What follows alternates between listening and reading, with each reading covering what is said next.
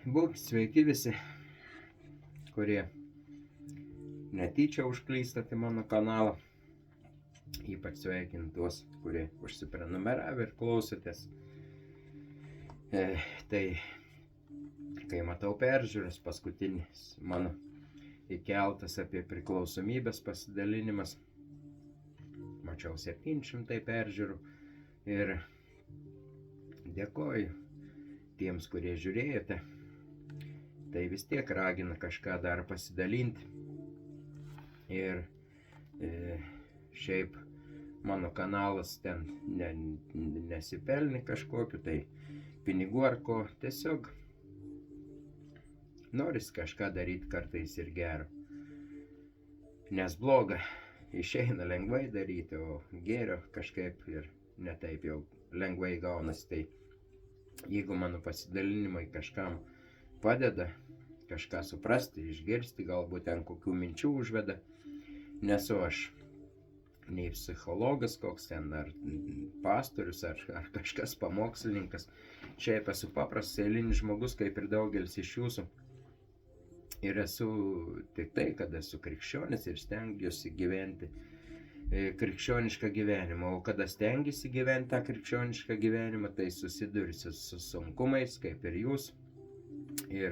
Bet galima pasiklausyti ir nekrikščioniui, vis tiek dalinuosi ir kalbu apie iš patirties, o patiriu viso ko kaip ir visi paprasti žmonės. Šį kartą, mėlyje, noriu pasidalinti pamastymais savo tokia patirtimi apie geresnius santykius, kaip pastebėjot iš pavadinimo.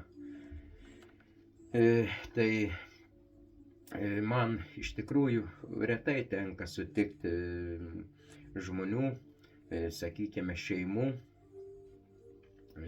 arba šiaip žmonės, kad ir kur besutiktum, kad būtų gražų santykiai, kad būtų malonu girdėti, klausytis ir matyti žmonės.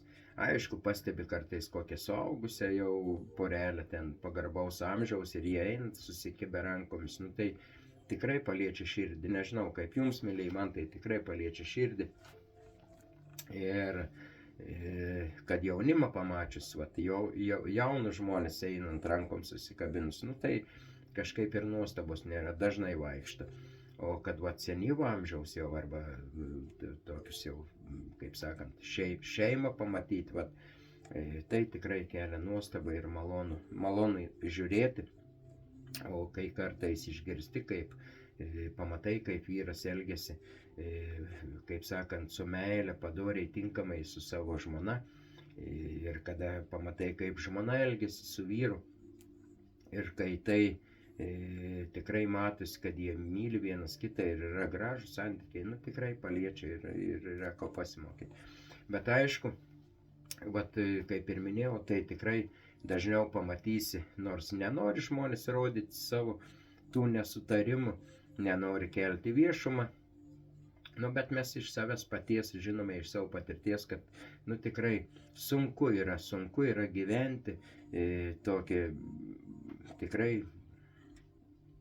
mylinčio žmogaus, kad šeimoje būtų darna ir gerovė, kad vaikams būtų malonu ir patogu, jeigu šeimoje yra vaikų, ir vienam su kitu būti. Daug skyrybų, daug pykčio, daug neatleidimo ir viso ko. Tai aš irgi dabar paskaitysiu ir iš švento rašto keletą eilučių. Čia būtų laiškas Efeziečiams 5 skyriaus ir nuo 22 eilutės paskaitysiu keletą eilučių ir pasidalinsiu, ką man pavyko suprasti ir ką aš suvokiau, ką aš darau neteisingai. Visų pirmiausia, pabrėžiu tai aš, o jūs susitapatinę galite pamastyti apie savo. O kad problemų šeimose būna, sako, nėra to kamino, kad dūmai nerūktų, bet galvoju, gali būti toks kaminas, gali būti pastatytas kaminas ir niekados ten ugnis nebūtų užkurta. Ir dūmai gali nerūkti, bet mes žinom, suprantam, ką tie žodžiai sako, visko visiems būna jo. Tai iš tikrųjų visi nuodėmingi ir visi nusidedame, užtad ir suerziname ir supykdome ir panašiai. Bet vat, visiems irgi yra noras, vat, aš kalbėjau su žmona, tiesiog ir bendravome ir taip išėjo kalba, kad norėtume, kad dar būtų geriau. Vat atrodo, nu, kažkaip gal ir gyvenimas toks ir neblogas, bet norėtis, kad būtų geriau. Ir tiek žmona iš manęs kažko tikisi ir nori, tiek aš iš žmonos. Ir vat, kas trukdo tiems geriems santykiams. Čia aišku galima trumpai, egoizmas, ten puikybė kokia ir panašiai, bet aš bent jau taip galvoju, iki 20 minučių galbūt man pavyks vat, kažkaip perteikti, perduoti ir ką pavyko man suprasti. O aišku, užklius, tikrai užklius kiekvienam, tiek vyrams užklius, kurie žiūrės, tiek moteriams užklius, apie ką aš kalbėsiu, nes aš skaitysiu iš Dievo žodžio ir dalinsiuosi apie tai, o ten yra tiesa, o apie tiesą kartais yra sunku. Ir savo pažvelgti į savo širdį, pripažinti savo klaidas mums yra nelengva ir sunku, užtat ir yra nemalonu. Tai pasiklausykite, mylėjai, nuo to ir pradėsiu dabar. Taip, nuo 22 eilutės Efeziečiams 5 skyrius rašo: Jūs, moteris, būkite klusnios savo vyrams, lyg kad viešpačiui, nes vyras yra žmonos galva, kaip ir Kristus yra bažnyčios, savo kūno galva ir gelbėtojas. Kaip bažnyčia klauso Kristaus, taip ir moteris visame kame te klauso vyrų.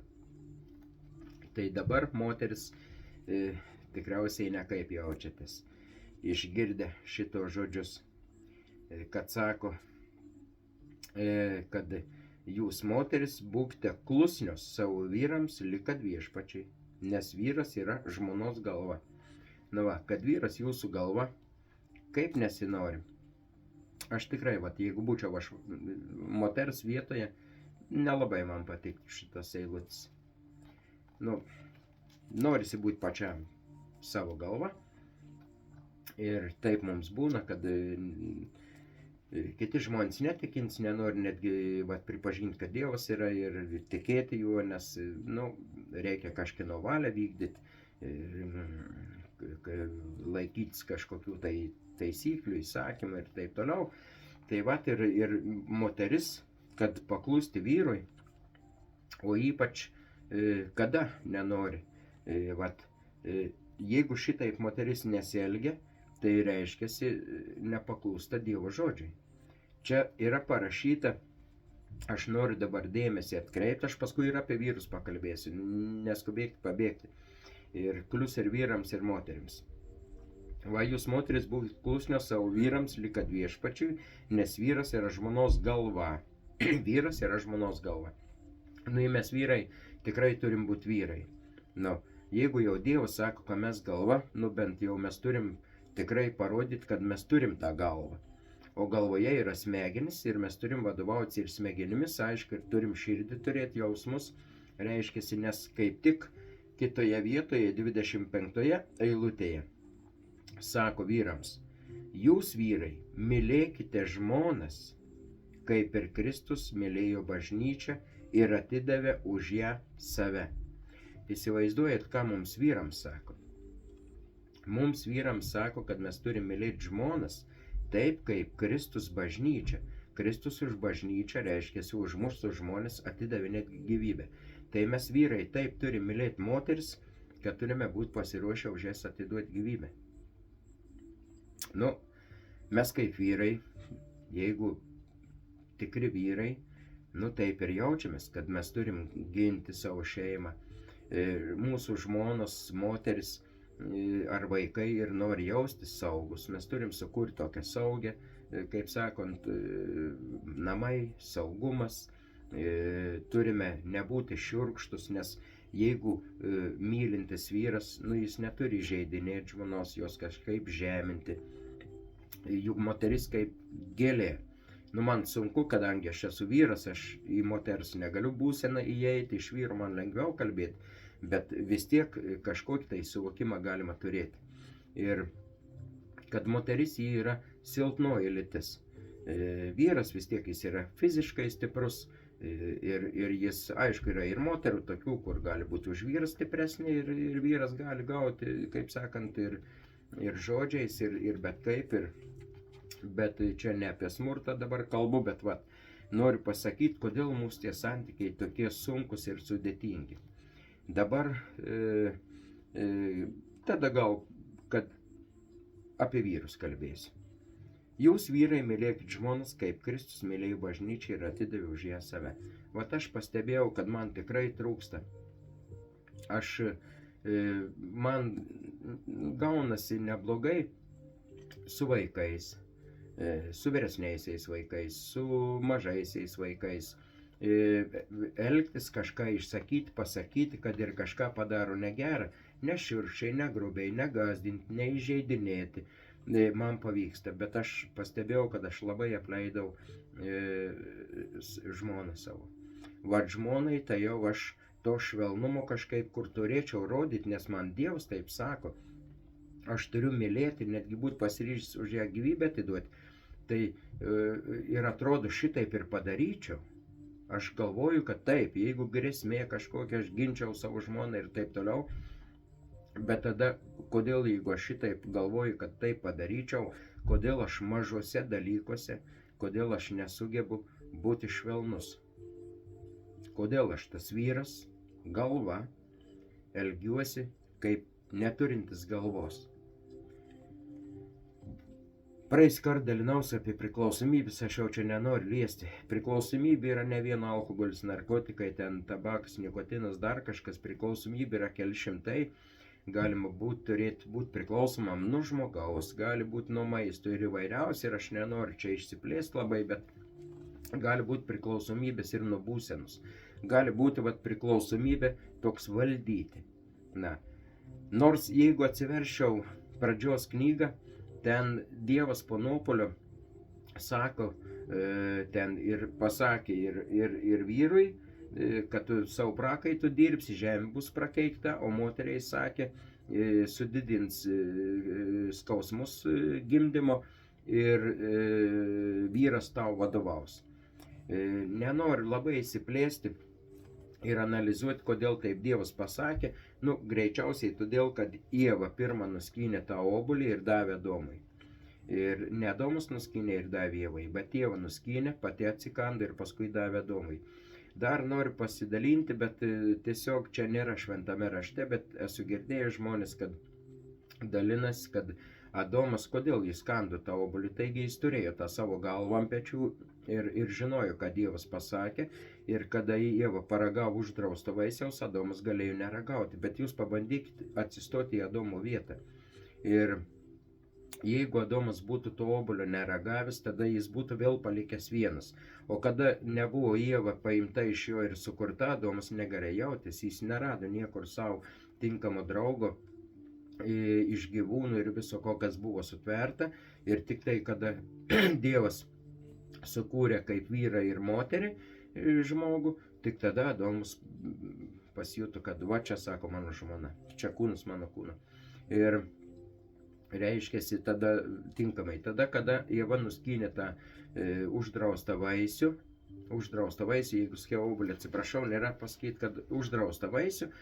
Ir tada reiškiasi Adomas, kodėl jis, yra spėjama, kad Adomas valgė tą obuolį, nes mylėjo Ievą ir jis žinojo, kad Dievas pasakė, kada jūs, jeigu tai padarysite, jūs mirsite. Adomas žinojo, kad Ieva mirs ir jis, mylėjo savo žmoną ir jis galvoja, aš mirsiu kartu su ja. Bet tai nėra parašyta, užtad neteigiu ir tik tai norėjau pasidalinti, kad esu girdėjęs. Jeigu taip pabandžius pagalvoti, iš tikrųjų, galbūt ir aš tai būčiau pasielgęs. Nebūčiau norėjęs vienas pasilikti. Bet gerai, jeigu aš būčiau taip pasielgęs, tai kodėl šiandien aš elgiuosi kažkaip ne taip? Aš esu minėjęs, kad aš taip pat užtat dalinuosi iš patirties apie priklausomybės ir aš tiesiog tos priklausomybės keitė mane, mano asmenybę Ir aš tiesiog iš to vyro dariausi kažkokį, nu netgi ne į žmogų. Dažnai žmonės priklausomus vadina ten šiukšlę, skudurų, mazgotę ir tai padaro mūsų artimi žmonės. Tai arba žmonės, arba vyrai išvadina moteris kažkaip. Jeigu tada, kada mes nebesam tie, kas turim būti. Vyras turi mylėti savo moterį ir kaip Jėzus mylėjo bažnyčią ir atidavė gyvybę už save, reiškia, mes turim elgtis su moterimis kaip tikrai su moterimis. Ji yra silpnoji lytis, ji turi jausti saugiai, mes neturim būti grubus. Juk kada pradedame draugauti, įsimylime, mes tokie ir būname, dažniausiai tik tuos ir te rodome, kaip sakant, taip ir elgiamės, o paskui pasirodo visi kiti reikaliukai ir todėl šeimos išsiskiria ir taip toliau. Tai bėda pas vyrus yra ta, kad jie Dievo valią vykdo. Jie, kaip sakė Dievas, vadovaus vyras, vyras ir vadovauja. Jis fiziškai yra pajėgesnis, stipresnis ir tikrai greičiau vyras. Jeigu perskirtum pasaulį, pusiau padalytum vyrus į vieną pusę, moteris į kitą pusę, greičiausiai, kai vyrai nugalėtų moteris, nes jie fiziškai stipresni. Bet kariauti moterims su vyrais nereikia. Ir tai aš kalbu ne vien tik apie šeimas, tai gali būti bet kur santykiai su žmonėmis. Bet mums yra pasakyti, kad mylėti kitus žmonės ir taip toliau, mums nereikia kariauti. Mes vyrai, aišku, konkuruojam su vyrais, mūsų konkurentai ar darbe ar kažkur, mes vis tiek konkurentą matome vyrą. Bet tai neturi pasidaryti šeimoje. Net aš taip supratau, kad vyras neturi pajausti, kad moteris yra jo konkurentė kažkokia. Nes Dievo žodis sako, kad vyras yra galva. Ir kada moteris pradeda elgtis tarsi ji norėtų vadovauti, kaip yra sakoma, aš kaklas ir sukinėsiu tą galvą, gal ir gudravimais, kokiais vyras tos gudravimus pastebi, jis jaučia ir kad yra jau nebe taip. Ir, kaip sakant, ir tada prasideda visokios bėdos. Tai bėdos, reiškia, prasideda todėl, kad mes tiesiog negyvenam pagal Dievo valią. Moteris būkite klusnios savo vyrams, o kas gaunasi? Reiškiasi taip, išeina, aš suprantu, kad netgi Ieva, būdama taikoje su savo vyru, su Adomu, viskas buvo gerai, kada šėtonas priėjo prie jos, būtent kažkodėl prie moters. Ir tai galėtų paanalizuoti, padiskutuoti, pakalbėti, kodėl prie moters, o ne prie vyro priejo. Bet kai buvo, tai buvo. Tai dabar priejo prie moters ir ten vyksta tas pokalbis šėtono, kada jis buvo žalčių pavidale jo ir apgauna jis Ievą. Ieva paima tą obuolį ir ji duoda Adomui. Matot, ji jau duoda Adomui tą obuolį. Tai kaip ir vadovauja, imk Adomėlį ir tu dabar kask jau, ką. Tai todėl greičiausiai viešpats ir pasakė, kad vyras vadovaus moteriai ir bus galva, o ne moteris. O matyt, išliko vis tiek nuodėmė dabar jau mumise įgimta. Mes visi nuodėmingi, tiek vyrai, tiek moteris, kas mes bebūtume. Tai aš greičiausiai bandau dabar teikti, manyti, kad pas moteris yra šita nuodėmė įgimta tokia, kad ji vis dėlto nori vadovauti. Moteris nori vadovauti vyrams, nori kontroliuoti. Aš esu gerą tokį išgirdęs ir su jumis dabar pasidalinsiu. Toks tikrai nenori žaisti nei moterų, čia daugiau gal moterims jo, nenori žaisti moterų, bet čia prie šito rašto vietos labai tinka. Čia pasidalino mano vienas brolis tokiu pastebėjimu. Nežinau, kur jis rado jį, bet jis man pasidalino. Sako, žiūrėk, Vaidai, pasiklausyk, sako. Kada vyras ir žmona, reiškiasi, ir gimsta vaikai. Jeigu tai gimsta berniukas. Gimė berniukas, vyras. Jis bus paskui vyras. Dabar yra berniukas ir paskui užaugs į vyrą. Kieno jis yra labiausiai auklėjimas ir mokomas. Aišku, mamos. Tikrai, vyrai ten eina pinigų uždirbto, mamos jau užsiema tais vaikais. Aš per savo patirtį bent jau tai patyriau. Jūs galite parašyti, kaip pas jūs. Gali būti ir atvirkščiai, bet manau, kad daugiau vis tiek bus taip, kad moteris. Tai moteris dabar mama reiškiasi, daugiau užsiima su tuo vaiku ir jį auklėja. Paskui tas vaikelis jau patenka į darželį. Darželiuose daugiausiai kas būna, taip pat moteris auklėtojos. Nu, kad būtų vyrai auklėtojai, tikrai retas atvejis. Paskui vaikas išeina iš darželio, jau išeina į mokyklą. Mokykloje kas yra labiausiai? Ar mokytojai? Vyrai. Ne, labiausiai sutiksi, kad bus moteris mokytojas. Ir tas vyrukas jau augantis, jis pas moters buvo, paskui darželėje vėl pas moters, mokykloje jis vėl pas moterų yra, moterų auklėjamas, o paskui kur nueina? Ir vėl pas moterį. Jis tiesiog pasiema savo žmonos moterį ir kaip jį mokino moteris, kaip reikia gyventi nuo pat gimimo, taip ir jau sukūrus šeimą, moteris toliau mokina vyrą, kaip gyventi reikia. Nu, galit kažkas ir dabar supykti ir nesutikti, bet pagalvokit patys, pamastykit per save ir aš sutinku, kad gali būti ir kitaip. Bet šitas mintis man patiko. Ne todėl, kad aš vyras, nes vyrams irgi yra ko, kaip sakant. Vat, ir aš jau matau 20 minučių, tai dar kelias minutės galbūt ir užbaigsiu. Tai ir manau, kad vat, šičia yra didžiausias bėdas. Tai aišku, galima trumpai pasakyti, tai mes neklausom Dievo valios, nevykdom Dievo valios. Mes vyrai nemylime taip moterų, kaip mums sako, mes elgiamės šiurkščiai, o jos yra moteris, su jomis reikia elgtis švelniai, moteris turi jaustis saugiai ir tai negali būti jokių alkoholio vartojimų, jokio šiurkštumo.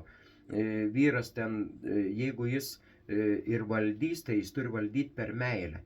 O ar mes vyrai su meilė valdome tas moteris, kaip sakant, vat moteris turi paklusnius, va čia, jūs moteris būkite klusnios, vat kaip moteris mums bus klusnios, jeigu mes elgiamės šiurkščiai. Jos nenori klausyti, nes jos nejaučia meilės, kad mes mylime. Ir jeigu mes taip vaikus auklėjame ir vaikai nejaučia, kad tai yra per meilę, tada mes tampame ne tėvais, o tironais. Apie Dievą mes tokį pat įvaizdį susikūrėme nuo šeimos, paskui galvojam, kad Dievas taip pat visus įstatymus, viską sukūrė, kad mus valdyti, o ne dėl to, kad mus myli ir nori, kad mums būtų geriau. Ir tai plinta į tolį, kaip sakant, ir eina. Vat, ir visos problemos, bėdos yra, manau, dėl šitų priežasčių. Ir ant kiek geras yra šventas raštas, Biblija vadinama dar. Tai yra Dievo žodis, tai yra tiesa, tai yra tikrai išmintis ir visa kas gera. Ir jeigu tikrai pasiskaičius, pasimokius, paanalizavus ir paprašius to paties Dievo pagalbos, kad Dievas tiesiog atstatytų, tiesiog duotų vyrų jėgos būti tikrų vyrų, mylinčių vyrų, kaip Kristus bažnyčia, kaip čia rašo, mylėjo, kad vyras taip mylėtų moterį ir nesielgtų šiurkščiai, grubiai, nei su moterim, nei su vaikais, nei su kitais žmonėmis, kad jis tiesiog santūrus būtų ir toks vyriškas. O moteris, kad būtų kuklios, yra daugiau aprašoma, bet kad, ir patylėtų kartais, kada vyras ir būna, galbūt ir šiurkščiau pasako, vis dėlto vaikai nulenkia galvą, kada tėvas arba mama kažką sako, jie jaučia kaltę, jie nulenkia galvą, galbūt atsiprašo ir paskui viskas tvarkoje yra. O mes pradedame konkuruoti namuose, vyras mato moteryje konkurentą, tai beveik kaip kitą vyrą, o vyras su vyru gyventi negali. Yra, kad gyvena vyras su vyru, moteris su moterimi, bet čia yra, krikščioniškų supratimų, tai iškreipimas pagal Dievo žodį, tai taip neturi būti. Dievas sukūrė kaip vyrą ir moterį. Ir aš nenoriu nieko įžeisti, ten žmonės, kurie kažkaip kitaip gyvena, negu įprasta, ir be jokių įžeidinėjimų ir be nieko. Bet žiūrint į Dievo žodį, tai vyras turi būti vyru ir jis turi gyventi su moterim Ir jis į moterį žiūrėdamas turi matyti tikrai moterį, ne tik tai fiziškai iš kūno, kaip moterį, kad ilgais su krūtinėm, gražia figūra, simpatiška, gražią moterį, bet ir charakteriu ta moteris turi būti moteris. Nekokiu atveju negali būti vyras. Vat pasidaryti ten komandą, vat aiškinti, vat dėl to Dievo žodis, aš sutinku, taip ir aš. O vyras neturi virsti į kažką tai, aš nesakau, kad į moterį virsti vyras, bet, jis turi būti vyras, tikrai ir vyriškas vyras. Moteris turi jausti saugiai, jis neturi girtokliauti, kažką tokio daryti, šiurkščiai elgtis ir dar. Ir tada bus ramybė ir santarvė. Ir tikrai, jeigu mes laikytumėmės Dievo žodžio ir gyventume pagal jį, pagal jo valią, tikrai pas mus nesiskirtų tiek žmonių ir taip toliau. Čia daug galėtų kalbėti, labai daug. Aš manau, kad sulauks komentarų, laikų galbūt ir nebus, bet komentarų galiu ir sulaukti, galbūt ir nekokių komentarų, tiek iš vyrų, tiek iš moterų. Bet čia ne mano išmislai, bet tu čia daliniesi, kalbėjai, galbūt neteisingai aiškini. Bet aš neaiškinu, aš tik savo mintimis, mėlyjei, pasidalinu. Jeigu kažkam yra santykiai nekokie šeimoje, tai paimkit šventą raštą, paskaitykit, paanalizuokit, pasitarkit su savo žmona, žmona su vyru. Ir tikrai, jeigu noras yra, kad būtų geresnis gyvenimas, ir jeigu dar paprašys Dievo, kad jis padėtų, tai tikrai turi pagerėti. Ir aš, mėlyjei, dėl šito dalinuosi, nes aš noriu su žmona turėti dar gražesnius santykius. Aš nenoriu, kad eitų blogin, aš noriu, kad eitų gerin. Tai, brangieji, ir jums to linkiu. Šį kartą tiek, iki pasimatymo, iki kito karto.